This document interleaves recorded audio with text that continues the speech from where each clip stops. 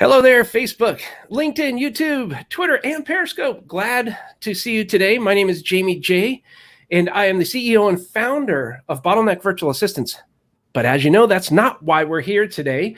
We're here because we're going to be talking to Todd Clarke, the Minister of Clarity of Todd's Got a Pen. And we should be back in about 38 seconds. We'll go ahead and get this show on the road so that we can help you stop the bottleneck in your business.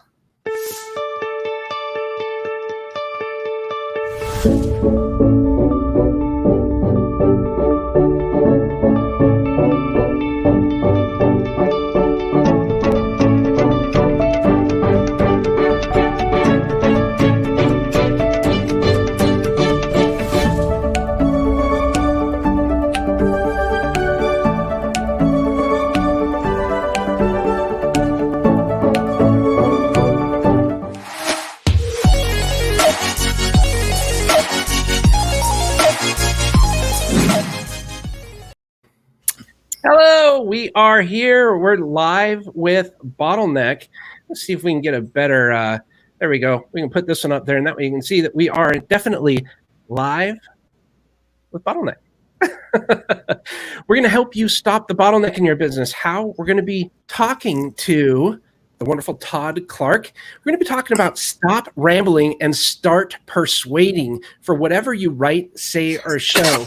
Todd is the Minister of Clarity at Todd's Got a Pen. And why are we going to be talking to Todd, and how is he going to help you stop the bottleneck in your business?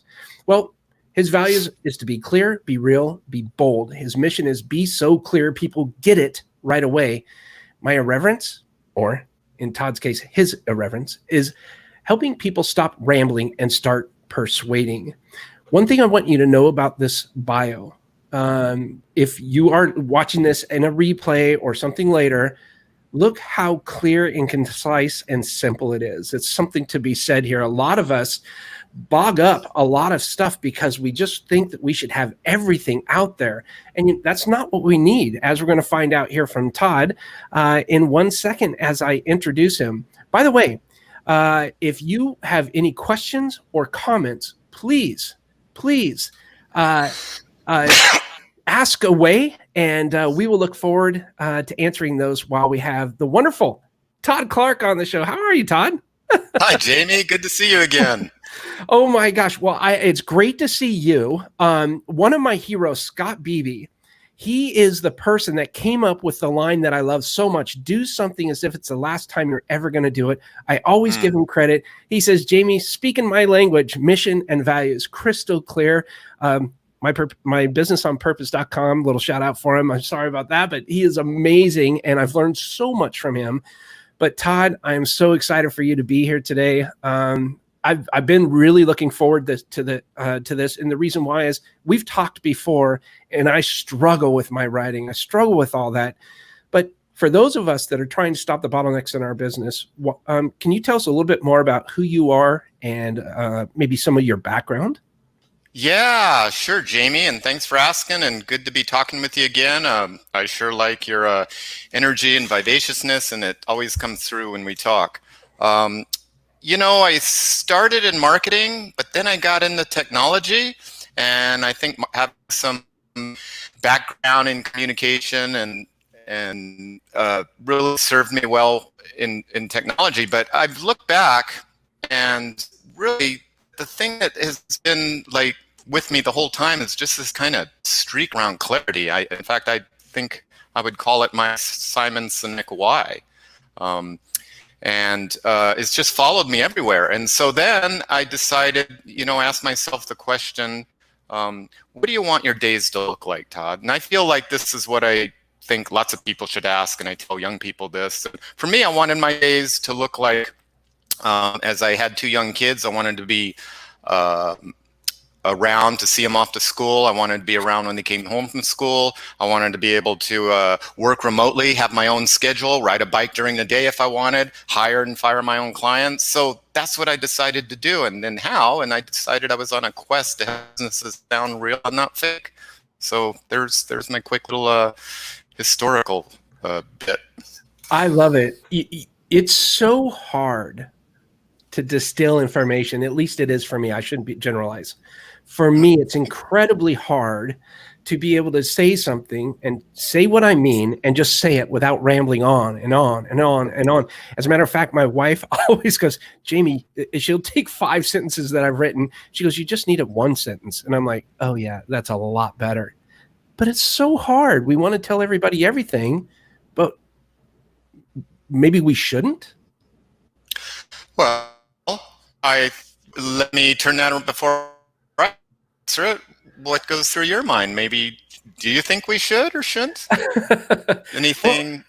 Well, it's almost like you want to, and I'm going to talk in maybe a little bit of, what do you call it? Lingo, kind of writing lingo or something, but you need that, or marketing lingo. Maybe you need that hook to get people interested in what you're talking about. You don't want to talk too long to bore them to death. Yes. But right. You want to let them know, this is what I do.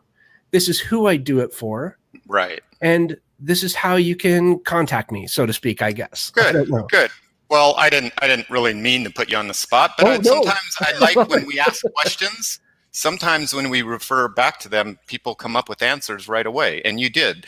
And there's commonality between how we talk and how we write. And yes, for me, it's really become something about like how to be clear most of the time. And by the way, I'm guilty of like not being clear, guilty of using jargon, guilty of doing all the anti things that I now do and have my clients do.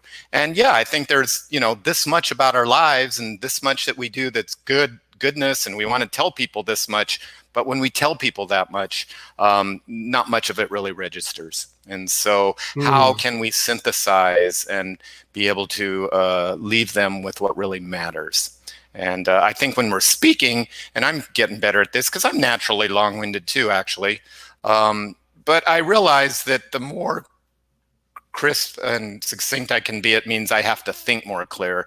And I want that to come across. I want to be perceived as that, and I want to be understood. And that's what I'm helping clients do. I love that. One of the things that I think holds me back from really just letting things go is the simple fact that I think too much about what I have to say instead of just having a brain dump. And it seems now that I'm talking to you right now, every time I do a brain dump, I can take that information and distill it down into something that I think is more understandable by more people. But it's that getting started point, and you just writing, you're just like throwing up with these thoughts, basically everything going out there. And it used to be that's what I would put on websites or landing pages or social media posts. Oh my gosh. I remember, man, I could turn this social media post into a novel. A novel, yeah. What's a good way to get started knowing what the end result should be? Well, there's kind of two things going through my mind, Jamie. And one of them, you just used the word throw up. Well, I use the term barf it out. So I've written posts around this, and if ever you're going to write something and not sure what to write, well, one thing you can do is keep your fingers on the keyboard and just start writing, and I call that barf it out. And don't look back. Don't worry about spelling. Don't worry about punctuations. I don't even sometimes add periods for sentences. Just keep your fingers moving, because what that does is you're engaging your brain in strictly a creative moment, and you don't want to mix it up with editing or with linear brain thinking. And so just barf it out, and you will. It is absolutely a writer's block buster. And in fact, writer's block is a myth, because yes, have all of us stood at a canvas or on a keyboard and didn't know what to write? But the thing is, if you just start writing, you will always. So whether I'm doing it for a web page or an email or just a paragraph within a web page, I might barf it out because I need some ideas, and it never fails me. That's one aspect about the barf it out. The other one I wanted to touch on was the reason I think most people have a hard time writing is because they don't have a structure. And this really applies to copy, but it can apply to emails. So one of the things, like part of our process is that I take people through answer these questions, and I call it the fact sheet. And we just start listing all these facts about their business from, who are your customers, some of the standard stuff, but who are your customers? What do they want? What are problems they're having? How does this problem make them feel? And lots of questions like that. And when you can create, it's all like candidate inventory, an inventory of candidate copy. But before you write, you got to have all that in place. And so it's really powerful to what I call list the facts out. And then it makes writing much easier. I love that because there it is, that it's a structure. I think that's a gift that maybe you have. One of the things you may think is ordinary, but so many of us think is extraordinary. I think it's fantastic. What a gift you've been given, and what a gift you give to others. And I don't say that be all woo woo. It's truly amazing what it is that you do. So many of us have an idea, and I should not group anybody else in. I'm going to take responsibility for this. And I'm going to say, I have a great idea of where I want to get to. I can see a beautiful picture or portrait or piece of art, and I'm like, man, that is gorgeous. There's no way in a million years I could have ever come up with that. That's why I say what you do is a gift. And I really appreciate it, because once it's written down and you see it, you're like, oh man, that's good. That's good. And you have this incredible power of pulling things out from people based on what you hear them say as you're listening to them. And a lot of us don't. I know I don't. Well, thanks for the nice words, Jamie. And you know what I think is, there's a book. Everyone's got a book, right? It's called Unique Ability, Creating the Life You Want. And it's really like a more modernized version of What Color Is Your Parachute. But when you talk with Jamie about like having a gift, and again, thanks for those warm words, and we all have them. And the thing is, like for me, it seems like, God, being this clear doesn't seem like, helping people be this clear or being able to write clearly or think clearly. It doesn't seem like anything extraordinary, but that's the thing. When we're doing what we're built for, when we're doing the things that we know are our strongest skills, then it does feel ordinary because it feels natural to us. So maybe as one leave behind from this talk, I hope that people continually are on a quest to figure out what it is that really makes them tick. And so doing more of that. So for me, for instance, making things pretty, having conversations with new people, organizing information and applying simple technology, like that list isn't anything special, but I'm operating in my zone when I'm doing those things. And so that combination of doing the things that I'm built for gives me a footprint. Even if someone else is doing those same things, they'll do it differently, because when you're operating from your unique abilities and the things that really give you excitement and enthusiasm, and you don't have to be poked to write the paper or prodded to write code or whatever it is that you love doing, then you will be perceived as brilliant because you are operating from your brilliant zone. It's amazing. Keep it simple. Right? Keep it simple and just kind of push through. I think, I'm really good at coming up with ideas. I'm really good at coming up with a direction, knowing which direction I want to get to. Where I find a lot of challenges are, this is everything that we are, and I just need to learn how to distill that. So finding the structure, maybe creating that fact sheet, the list of facts about your business, writing that down.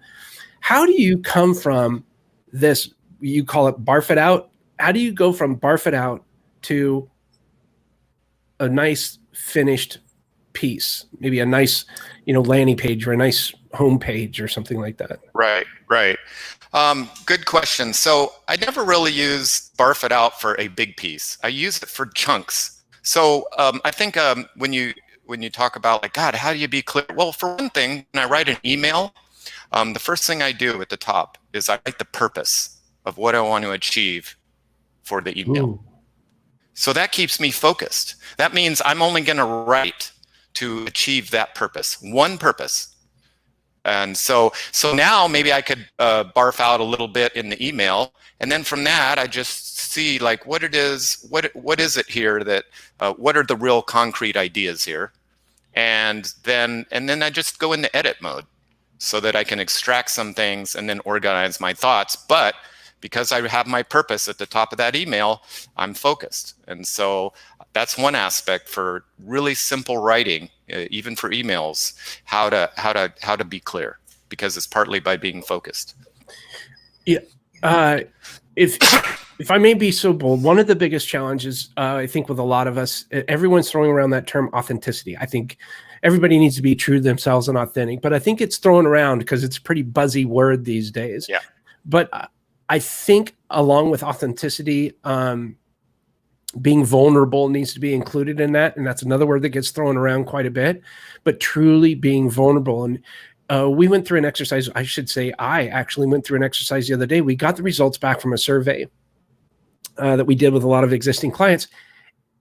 And while we had some unbelievable replies, we had some humbling replies like, oh man, we need to change some stuff up. Almost embarrassing. And that's how I felt. I felt embarrassed that I wasn't able to carry out or follow up with these people. And you know what I did? I wrote a newsletter, and the subject line was, I'm so embarrassed, because that was the feeling I was feeling at the time. And I wrote down, I actually put in our clients' comments. I didn't put who they were, but I put what their comments were. And then below that, I wrote out in paragraphical form. It was not a super long newsletter, but detailed, I believe. And I said, this is what we're doing because of this. And this was the meeting that we had because of that. And we want to continue to strive, to get better. And that was my highest opened email ever. And it just was like, and I was ashamed. And people actually said, hey, you know what? Good for you for saying that. That I didn't get one negative. I didn't get one unsubscribe. I didn't get one negative comment back. Everybody was positive. Like, you can do this. You can get through it. And I was like, holy cow, it's really true. Like, wear your heart on your sleeve. There's too much noise out there. You know what? That's admirable. And that's what people were responding to, right? And that is vulnerable. And I think when we own it, and really, this is a part of my business, right? The whole thing about be clear, be real, be bold.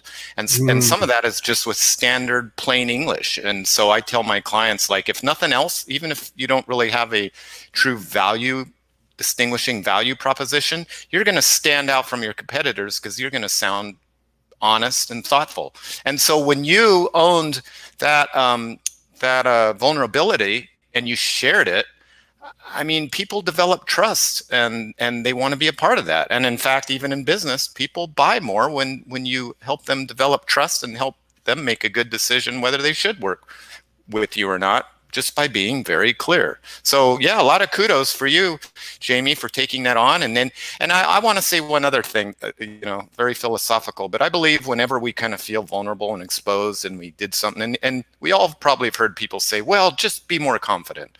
And I was always like, what does that really mean? But you know what I've discovered is whenever you do something that maybe you're feeling a little squeamish and maybe not so confident, that you can just, straighten up your back, straighten up your shoulders, and just say, I've got this, and be confident. Maybe what you did wasn't right or wrong, but it was something that you can just own and be proud that you can still feel good and about yourself, even when you're feeling a little squeamish and uncomfortable. And I think that that's really important. I also think what's important, and I agree 100%. And if I'm not feeling uncomfortable, I do not believe I'm pushing forward. I'm pushing the envelope. And my wife, several friends, they're like, oh my gosh, now what are you doing? Like, what, can't you just go? And I love pushing that envelope, but I have a hard time finishing things. I really do. And that's why I think writing is so important, because if you can put your thoughts together in such a way and really, really distill it down to be concise and clear, as you say, you can get so much further, in my opinion, than putting out a bunch of garbage that doesn't really resonate with people, just for the simple sake of getting that out there. We're in the process of launching a website right now. Mm-hmm. And you can go check it out. You can check out and I am, again, embarrassed because of the way it went out there, because we kind of rushed it. And I really wish I had taken a little bit more time, but that's what we're doing now. We're kind of going back and we're kind of fixing it now.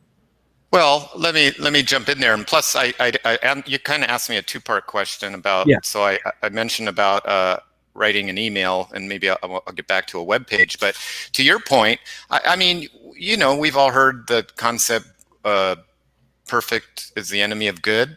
So I think it's great that it's better to ship early and get something up and self-pats on the back and then iterate. So I don't think anyone should be embarrassed for, having achieved something like release a new website, for instance, as that as example.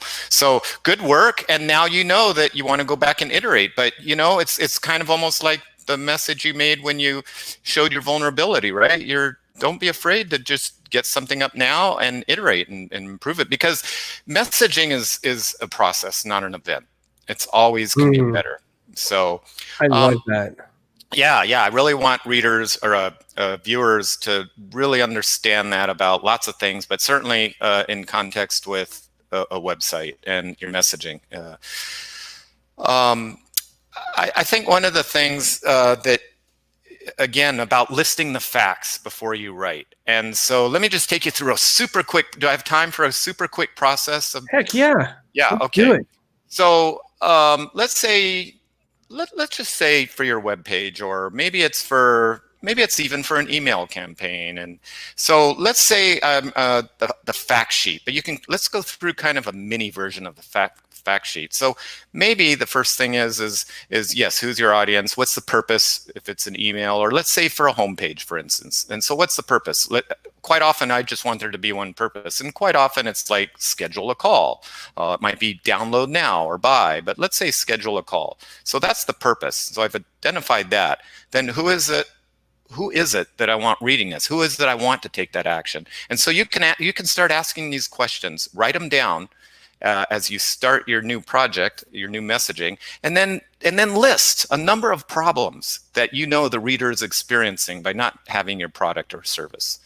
And really make those very succinct and clear one-line bullets, and just list them out. And then write down, how do those problems make them feel? And I don't mean like one word like overwhelmed or scared, but scared that they'll lose business to their customers, overwhelmed with all there is to do and manage for hiring a copywriter or whatever. So, and then include how those problems make the reader feel. And then show what do you do to solve those problems, and list those out. We're talking about bullet line items for everything here, right? This is more of a linear brain concept, just listing facts. And then what does success look like for them when you do solve those problems? And so now you've just created a template, and you've listed the facts out for what you want to say.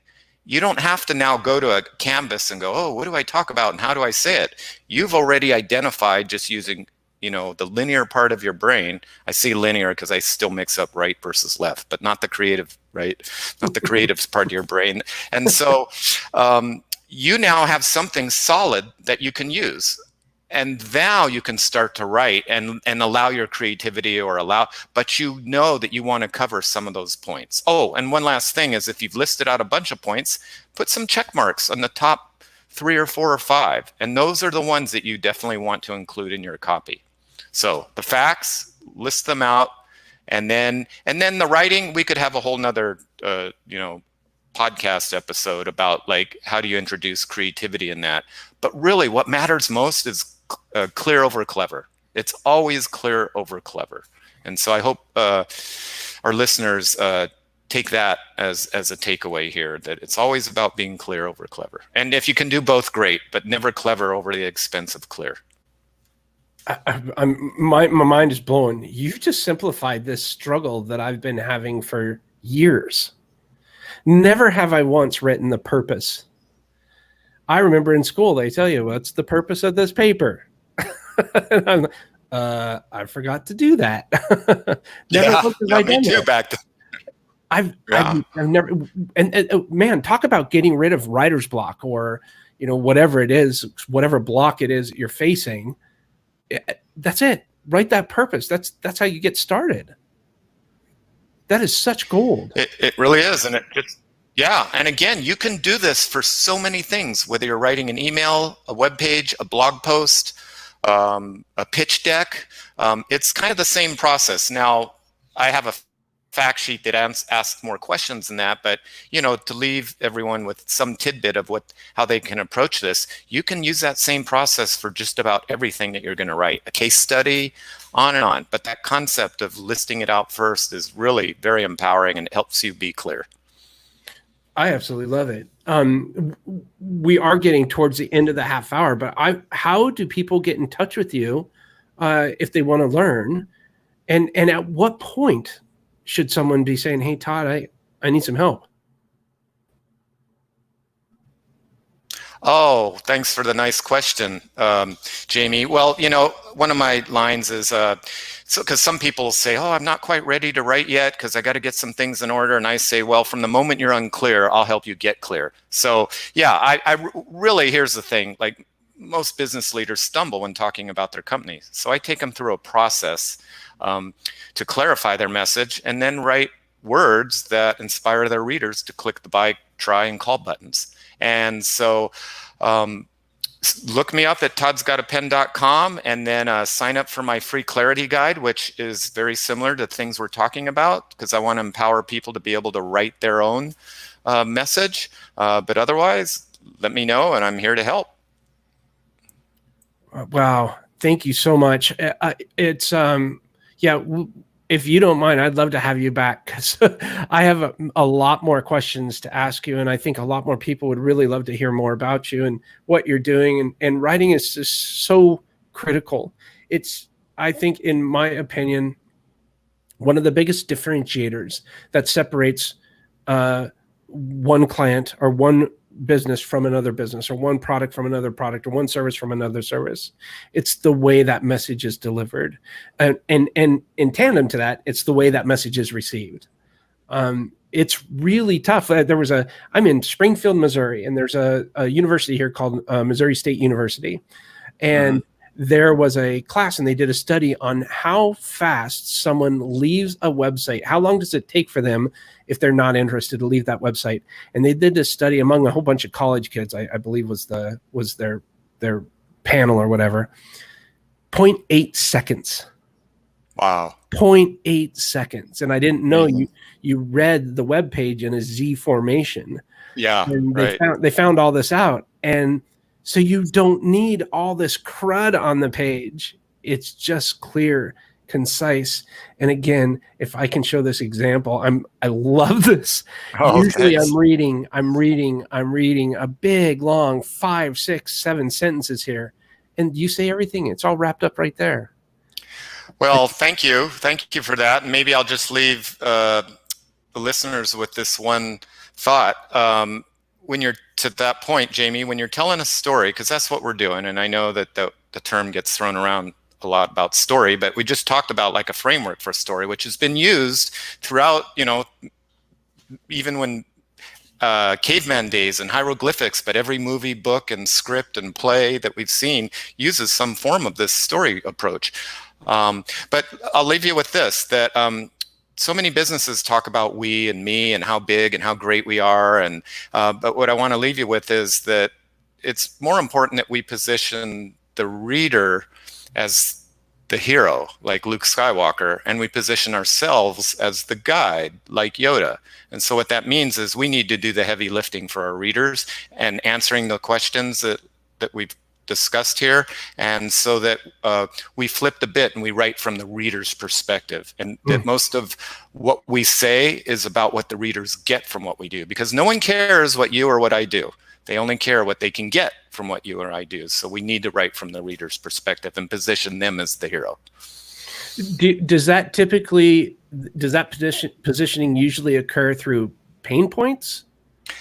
Well, that's one of the things. Yeah, I mean, good question. So the brain is meant to go from problem to solution, and readers come to your sites because they need to survive. And so when you're talking about what we do and how great we are as a business, which, by the way, I'm guilty of all of that, but not anymore. But when we can write from their perspective, and part of that is right away empathizing with them and good empathy is, can we show that we understand some of the problems they're experiencing. And that's part of like the fact sheet, is listing some of those problems out. Because when we empathize with them, we're building trust, and therefore we're earning the right for them to scroll down the page instead of stop and leave. They'll stay and scroll. I love it. Wow. Todd, thank you so much. Thank you so much. Oh, thank you, Jamie. We'll do this again. Yeah, wisdom bombs galore. I absolutely am a huge fan. I love what you do, and thank you for taking the time to share with all of us about what it is that you do. Anything else before we wrap? No, this was great, and thanks for having me. And yeah, my tagline is, stop rambling, start persuading. And if you employ some of these tips, you'll do the same for your readers, everybody. Amen. Well, hold on one second, Todd. Hold on one quick second. I'm just going to wrap up here. And thank you so much. If you have a project coming up, if you're just right now kind of wrapping it around your head, right now is a good time to go to todd'sgotapen.com. Todd Clarke is the minister of clarity of Todd's Got a Pen. You can follow him on LinkedIn at Todd A. Clarke. And remember, he's got the fact sheet that you can learn about. I love this. When Todd writes an email, he writes down the purpose of that email at the top. If this goes true with anything that you're struggling in, web copy, anything, write down that purpose. That's one of the biggest things I took away from that. Messaging is a process, not an event. Absolute diamonds. Thank you so much for tuning in. Again, people like Todd come here and share their wisdom for a half an hour so that you can stop the bottleneck in your business. And that bottleneck is probably you. It's probably me. I can definitely tell you it's me. But you can look at yourself and reach out to people like Todd, and he can give you clarity when you're unclear. So thank you again for stopping in. If you're seeing this on the replay, no matter Facebook, LinkedIn, Twitter, YouTube, ask a question. I'll make sure to forward that on to Todd. Please go visit Todd's site at todd'sgotapen.com. And you'll see what I'm talking about. You'll get it right away. So again, thank you so much for tuning in, and make your own ripple. We'll talk to you soon.